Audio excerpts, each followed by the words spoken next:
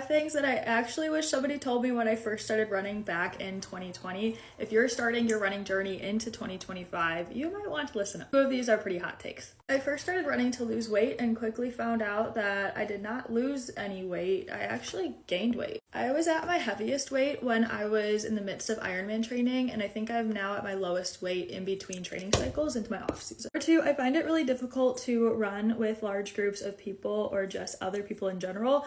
I think the only person that I feel the absolute most comfortable with running is my boyfriend Chase. Runners are definitely not doing this, but I always feel like runners are judging my pace or my breath or my step. I love doing group runs for fun and I love doing group runs for community, but when it comes to training or an easy run, I cannot run in groups. Training can take several months to see any sort of improvements. I had the most challenging time doing any sort of zone training.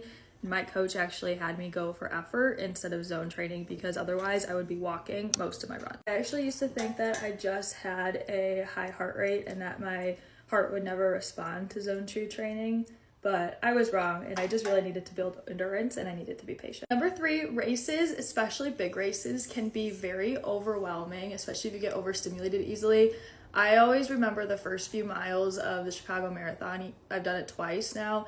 I've just completely zoned out, spaced out. I didn't really know what was happening until about mile 5. Don't get me wrong, those races are so much fun, but if I was new to a marathon distance, I feel like I would be more comfortable starting out in a smaller race and then working myself up into these bigger races. But unless you're someone who loves really high energy, then the big races are totally for you, and I will be doing more of them in my future. Last but not least, more days than not, I do not want to run. I feel like maybe 2 days of the week I'm really excited for a run, and then the rest of the days I'm like, I just know I need to get this done, and then I feel better after the run, but not often before it.